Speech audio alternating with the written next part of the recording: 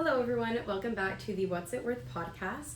This week, Memphis and I will be looking at screen time, specifically in teenagers, and how this impacts one's health and their social lives. Yeah, so overall, I think we can all agree that most of us spend way too much time on our phones, especially as teenagers. So we really decided to take a look into the effects of that and then implement being on our phones less into our own lives. So from the American Academy of Child and Adolescent Psychiatry, it said that on average, children ages 8 through 12 in the U.S. spend 4 to 6 hours a day on screens. And then the average for teenagers in the United States is 7.5 hours, but that goes up to 9 hours a day. And that is a lot of screen time. That is your full day. Yeah, it's literally your entire day. It's an entire sleep cycle. And the recommended for someone every day is 2 hours or less. So yeah, take with that what you will. Take a pause there. I know a lot of us are reflecting at home or wherever you're listening, just 2 hours. They're on their phones right now. Yeah, exactly. 2 hours. This episode's 30 minutes. Okay, I know. Sorry, guys. But yeah, I definitely think it's a huge issue, a large-scale issue, specifically in children. And then I also took a look from this website at just some general ideas of what too much screen time can cause. So that's sleep problems, lower grades, less time with friends and family, not enough time outside, weight problems, mood problems, self-image and body issues, and FOMO, so that's the fear of missing out. And then I think a lot of those initially strike us as obvious. If you're on your phone all night, obviously you're not going to get enough sleep. If you're on your phone instead of doing homework, it's easy to kind of show how these correlate, but it's really hard to actually get yourself to stop. I know that being on my phone too much is something that I've been so aware of for so long, and I literally just can't get myself to stop. Yeah. Even today's day one, and I realized right off the bat how addicted I am to just being on my phone. And it's not like there was any specific thing that I'm I'm dying to check this or I really want to see it. It's literally just the action of opening up my phone and having something there and to do when that's not something we need. Basic human functions, we don't need to constantly be looking at something. And so I found all of these different effects really interesting because while they seem so obvious at the forefront, we really can look at all of them with depth and kind of see how they're truly affecting us. 100%. I think a lot of us, when we use our cell phones, we are aware of how much we are using them, but for some odd reason, we just cannot detach ourselves from that. So I actually looked at a study from the University of Valencia in the Department of Psychology, and it was a study done with 2,833 participants. The distribution pretty even from 50% or 52% female and then 48% male. And yeah, that does work. I'm trying to do it on my head. But yeah, so it's not even about just our control, but actually teenagers showed symptoms with a characterized dependence disorder on their cell phones. So something that you just can't even control. We know that disorders are something that develop, and then later on, then you're why can't I get out of this habit? So things that, or factors that contribute to, or not even factors that contribute to this is characterized by excessive use, problems with their parents, which I'll get into that later, difficulty in controlling your use, which is typical, interference with other activities, which honestly guilty, and then emotional discomfort when not able to use their device. I found that one incredibly interesting because I remember being in middle school and my mom would take away my phone and I would body shakes, I would not handle it, and I was oh my gosh, what is going on with me? It actually has something to do with the development of our brains. Should I get into that right now? Yeah, okay. I think so. That's really interesting. So, also this was calculated using the DSM-IVTR criteria for dependence disorders. I just want to get really technical because this was a legit experiment and I think it's really credible. Okay, so I also listened to a podcast from the American Psychological Association. It's called Speaking of Psychology.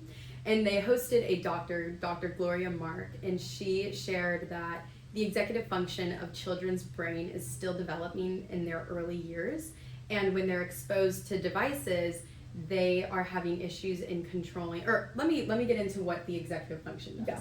The executive function pretty much encompasses anything from like your self-control to being able to distance yourself from distractions in a setting. Also, let me actually get the specific. Oh, decision making, and yeah, that's pretty much the important ones. Those are really key. Decision making is 100% really important, especially in your later years. And then also being able to stay focused on a task is really, really important. So when they're exposed to these devices, they're actually like lessening their ability to do those things. And I think that's really critical, because haven't said it yet about like if there's age requirements, if there's age dependent use like for like specific hours you should be using. Okay. I haven't said that yet. So I know that there are rules to that about, or it's not even rules, it's suggestions, recommended use for screens, and it's lower as you go younger, like the specific age of the kid, and this is because it actually impacts their brain development. Yeah. More on that, it impacts their language development because they're no longer interacting as much with their parents. I went out to dinner yesterday. Yeah. And I had just finished the research for this. And I sat down, and all the tables surrounding me with children had a big fat iPad with that little squishy, like, Not you know what I'm talking about? The I know squishy, exactly like, covers on it. Ew. Yeah. Someone needs to wipe those down. But let's not even think about that. Yeah. But I was shocked. These kids, I work with kids, so I feel like I'm pretty accurate at estimating their age. 4 years old. I'd say 4 or 5 years old. And they were on their phones, or not even phones, big fat tablets at the dinner table. And no parent's interacting with them. They're not interacting with any other parent. It's like blasting volume, bright screen, and that's the only thing that's grabbing their attention. Yeah. And so Dr. Mark was speaking about how this lack of interaction will actually create issues with their parents or their caregivers. That was also found by the National Institute of Medicine, Library of Medicine. Yeah. They found the exact same thing, that there's a disconnect between the caregiver and the child if there's a greater use of screens. And as no one's talking to these children, their language development is being inhibited. And I think as a society on a large scale, we're raising a generation that is having issues communicating. Yeah. This is a huge issue. This isn't even just small or anything. I think the advancement of technology, yes, it's great, but it can also have detrimental effects. Yeah, and that's something I didn't even think about when I was researching, but now that you talk about that, that's been an issue for at least 10 years, because I know the way my parents raised my brother and I, ever since we were little, it was no screens at the table, and you're ordering for yourself. Yeah. So I think those hand in hand, and I've seen the effects it's had on people as I've grown up, and my parents and I, it's something we've all talked about, because we'll go out, say, with another family that we know, and even at, my brother and I are both teenagers now, so even as teenagers, it's crazy, I know. He's not. I know. Even as teenagers, we'll be with other teenagers, and they're still asking their parents to order for them. That's and crazy. it's like, jeez. No, ever since I was little, or they'll whip out their phone the moment we sit down at a table. And it's I feel like now a lot of it is programming. I'm programmed, when I go sit down to eat, you don't take out your phone. You talk to the people around you. Exactly. And that's something that I feel like so many people, that's just out the window now. People don't know how to communicate with not just their families, how you brought up, but with service workers, because you see online, you learn online, you see how those online treat other people, and a lot of the time what we're seeing on social media isn't positive interactions. Oh, 100%. So if from a young age, instead of your parents having you order for yourself and not be on a device at the table, one time I was out to eat and I saw someone with the whole Nintendo Switch. What? How does that even work? Yeah, I don't know, but they found a way to make that work so that their child could go sit on their Nintendo Switch at family dinner. That's insane. No, I lost my point now because I remembered that. But honestly, I'm being honest here. But wait, yeah, shoot, I forgot what I was saying.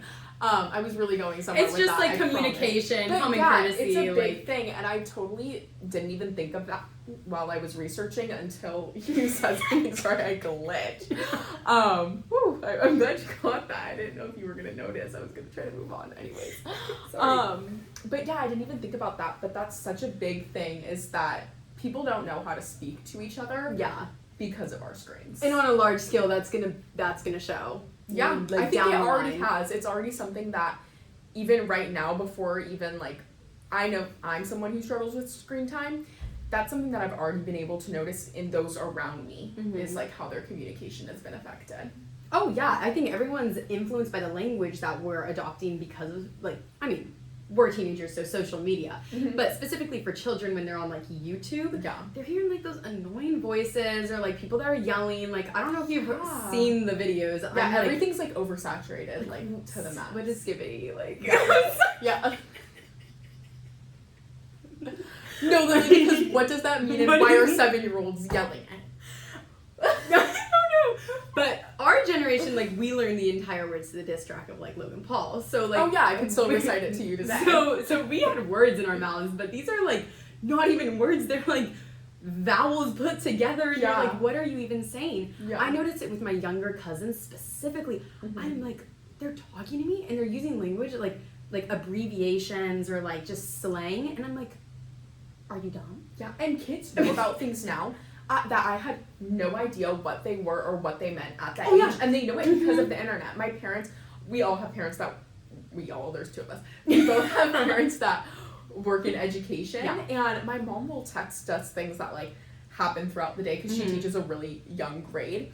And sometimes I'll literally text back and I'll be like, I had no, like they'll like write something on their paper or be like looking something up, and I'm like, I did not know what that was or what that meant when I was a 2nd grader. Oh, And it's because yeah. they just have free access to everything on the internet, and I'm like, no. Like, Yeah. that's just, you don't need to know what these things are. It's scary because their brains aren't fully developed, Mm-hmm. but they're maturing, not in their brains, but in a different way that just we don't even know. Like, things Yeah. that we learned so far down the line, like later in life, they're Yeah. learning right now. And it's like, what's going to be the long-term impact if they're knowing that right now, but their brain isn't even developed?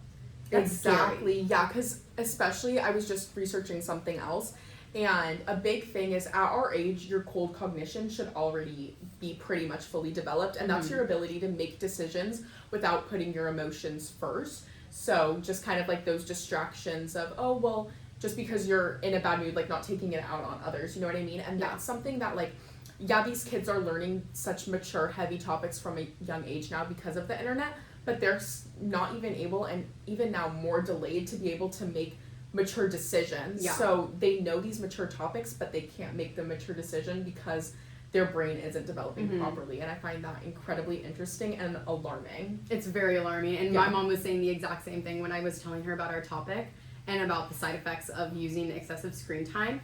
And she was telling me that at her school site, she sees behavioral issues all the time that are linked to that. It's a part of the way you're raised and a part of your environmental, your environment. Yeah. And so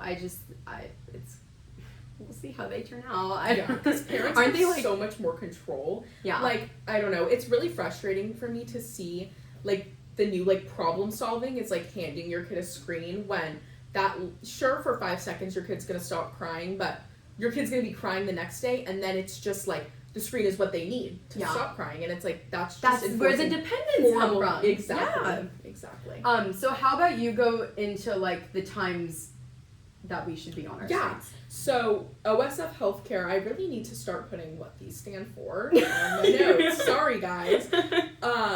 But for kids under 2 years old, 0 screen time, except for something that's like actually talking with another person. So like if they're FaceTiming their grandma, I'm like, okay, you're a baby.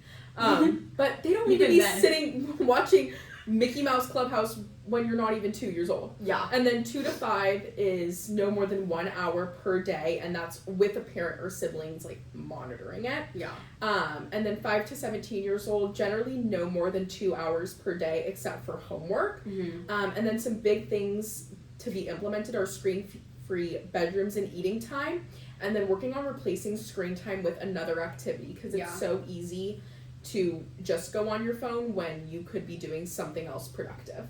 Yeah, I completely agree with that.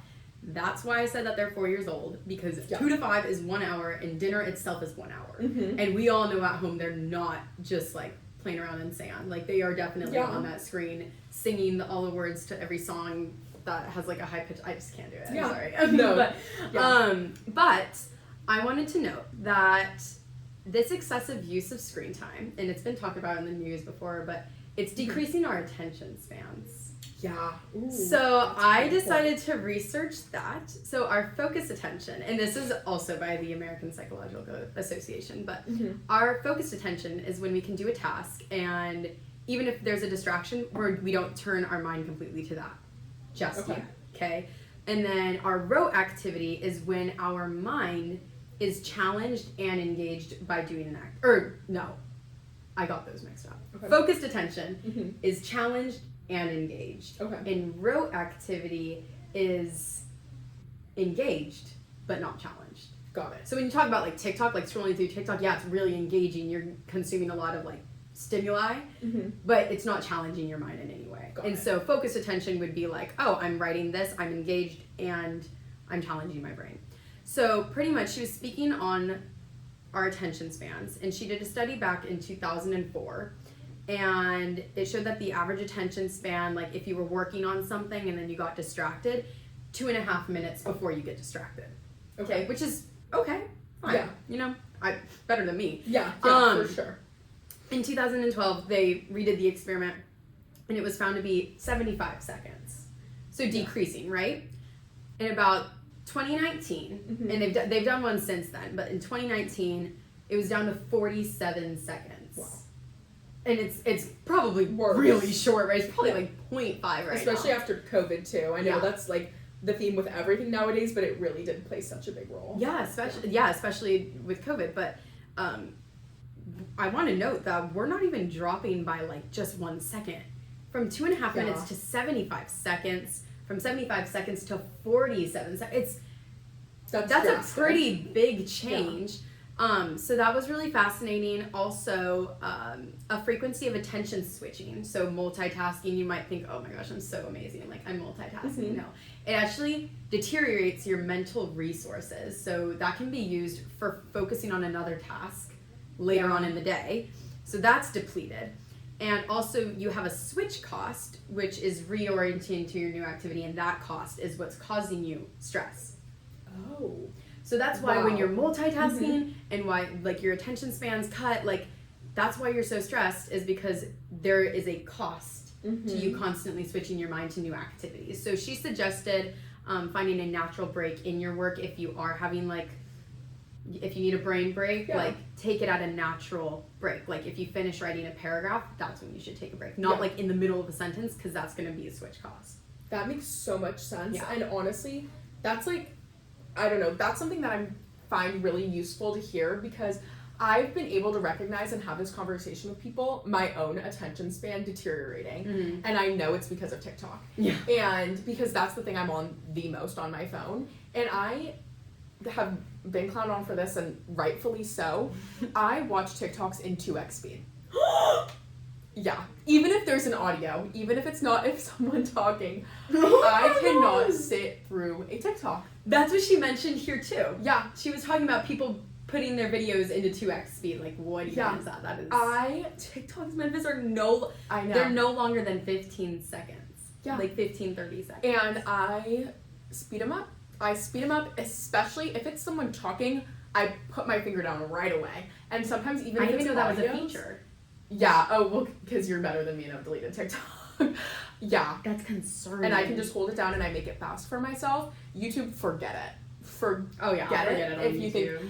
TV shows, it has to be a show I'm obsessed with and in love with for me to be able to watch it, and I have to be doing something else at the same time. And it's not in a like, oh, I'm multitasking productive way. It's the way you just explained right now, how it's literally like worsening my attention span and causing me stress because your brain is it's over processing things almost.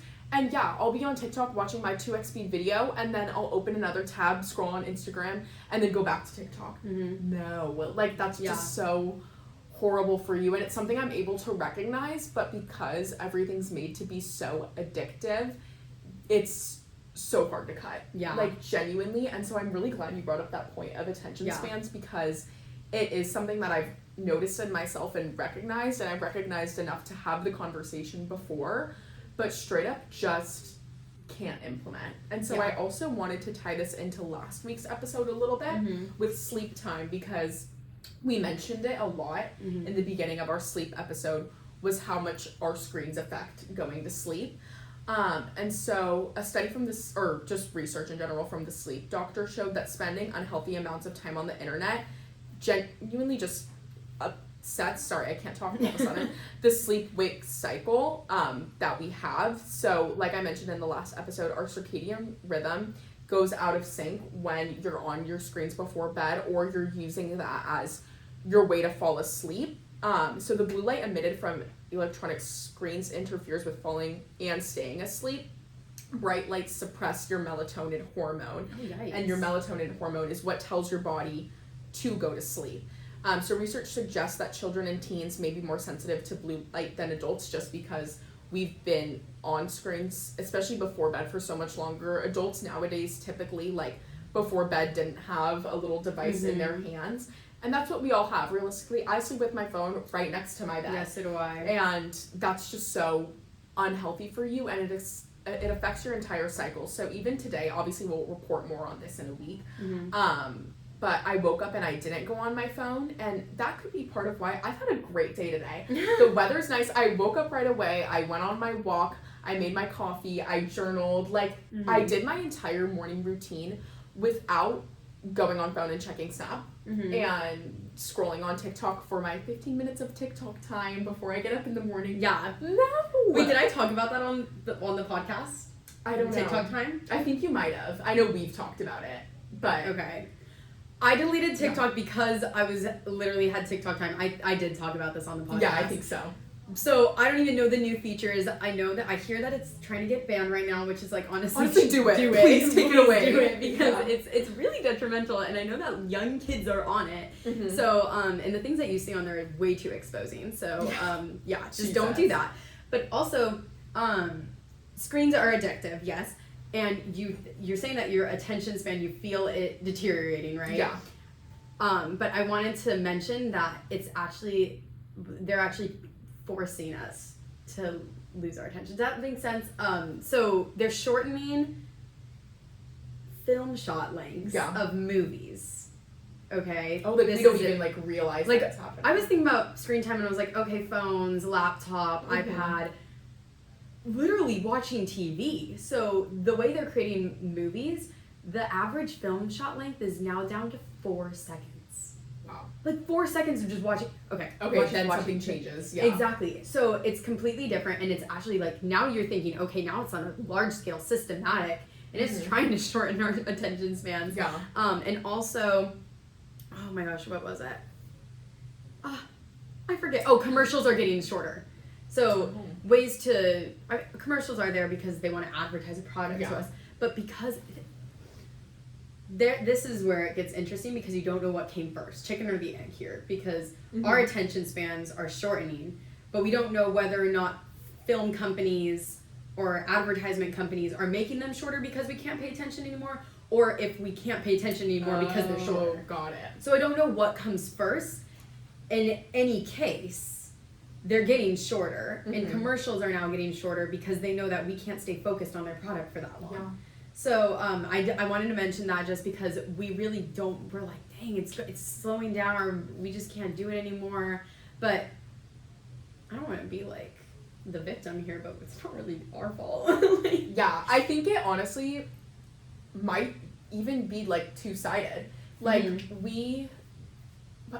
honestly, if it weren't for the way media was pushed out to us, like, I think we would be in more control, but I feel like it's gotten to the point where we feel helpless. And it's not like it's like, oh, like, I'm sitting here and I'm on my phone and I'm like, oh my god, I'm just so addicted to this. Like, no, I'm going on my phone, I'm spending my too much time on TikTok every day, and I'm aware of it. The triple T. Yeah, but maybe if TikTok, or you know what? No, it is kind of my.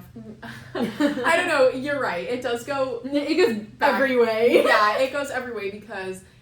Am I aware? Yeah. But can I stop? No. And do they know that I can't stop? And so they purposely make it so that you can't? Yeah. So it's honestly just, it's hard. Mm-hmm. It's something that we all deal with. But I think especially making this issue known to our current generation, because we're the next generation to be parents, is so important, because a lot of what I was looking at was like, parents, like, make sure you're only letting your kids on their screens for this amount of time. And yeah, that's something that is increasingly more difficult because of how necessary screens are in everyone's life. That's just how our world is set up now. But I think it is really important to emphasize this issue to so many kids our age, because if you think about it, if we all structure our parenting to not be, oh, when your kid is crying, you give them an iPad, or letting your kids go on their screens at the dinner table, just little things like that, I feel like I don't think we're in too deep with this issue.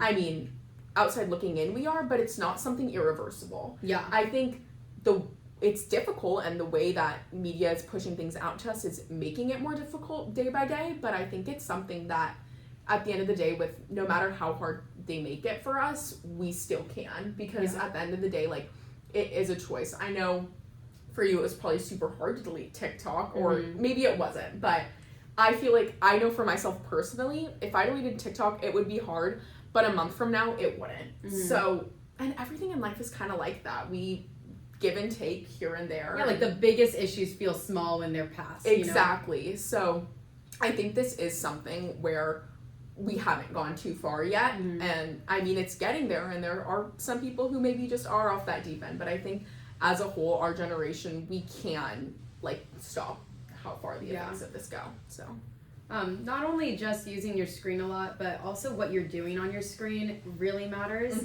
If you're on social media and you're scrolling through, I can 100% tell you that you're probably not seeing the most honest versions of everyone. Yeah. And that can make someone feel very defeated in a way that they just are comparing themselves to other people that they see online. And that can be really detrimental to someone's self-esteem or their confidence. And I know that especially for little kids, if they're looking at that, then that's going to be really hard to grow up in an environment that's so pressured to look a certain way. Yeah. So it's not just about how much you're using, it's what you're doing and it's what you're consuming. Mass media consumption, you're going to be consuming all types of products that they're trying to sell you. Influencers are literally a job now. Yeah. So people are literally getting paid to sell you something that probably is fake or probably isn't what it's all hyped up to be. So I think we definitely have to be mindful about what we're even consuming, because it's not just about the amount, it's why it's addictive and what we're doing on these platforms. No, yeah, that's totally true. I took a look at that with my research.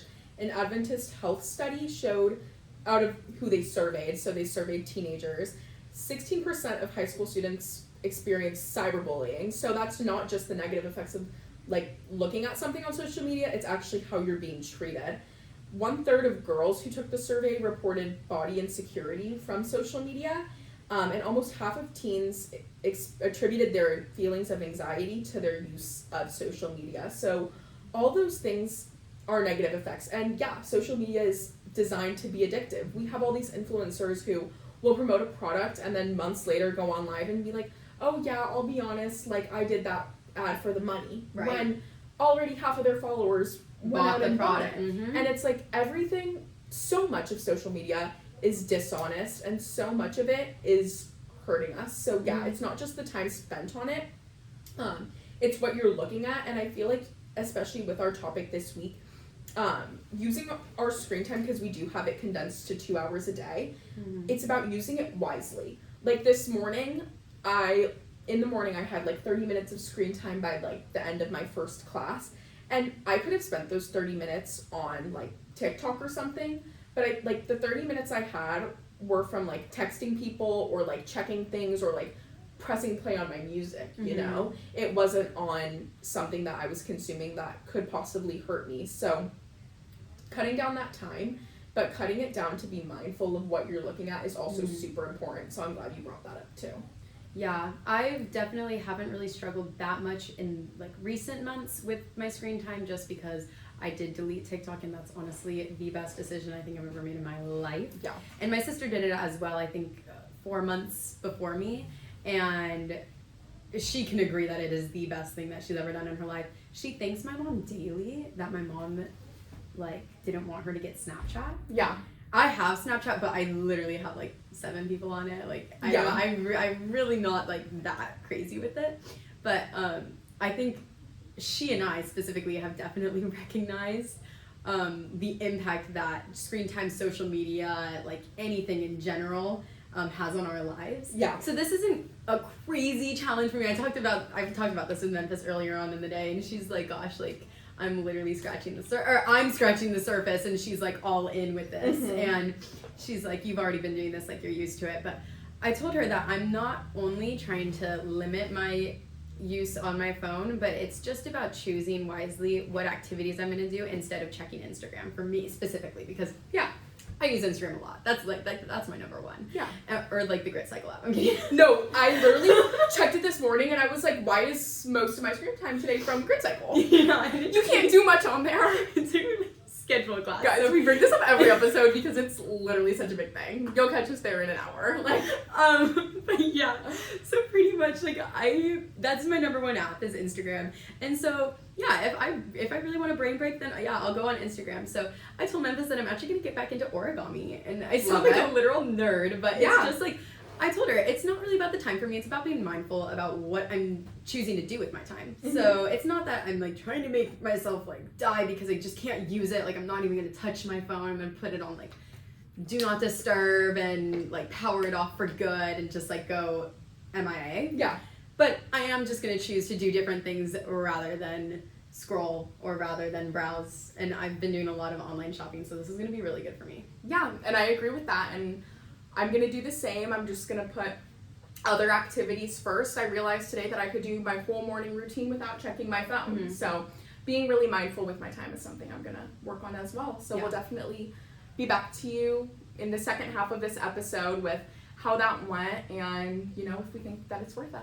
Yeah, but before we finish off, what's it worth is highlighting cost and benefit. Yes. Okay, and we pretty much just said everything that was so negative about screen time use and all of this. But I want to highlight that we're on this for a reason. Yeah. You know, like if we thought there were so many negatives to using your screen or being on social media or whatever, we wouldn't be on it so much. You know, if we really thought it was that bad and that detrimental and of these negative effects, we probably would have deleted it years ago. But here's the thing, we're connected with our friends through it. Yeah. I text a lot of people, and I like to see what other people are doing. It brings me joy. It makes me entertained. Like, I like to get inspiration from different styles. Yeah. So I just wanted to highlight that before we move on, because it's not like we're just like antis. Like how much time, like we're gonna have to look back at how much time we just spent like saying no and then like 1 minute saying yes. But I just want to say, like, it's not all that bad in a way that you can be really connected with your friends and you can share things with other people. She and I text all the time, or we'll share each other like reels. I know, guilty, but I know I delete TikTok, but like if I really want a brain break, like reels, you know, and that's the same thing. But it's entertaining. It obviously like sometimes calms me down in a situation where I'm really stressed or I just want to be distracted, transported to a different place. Like I'll watch something or I'll scroll through. And TV shows too, like you just want to experience someone else's life for a couple hours. Like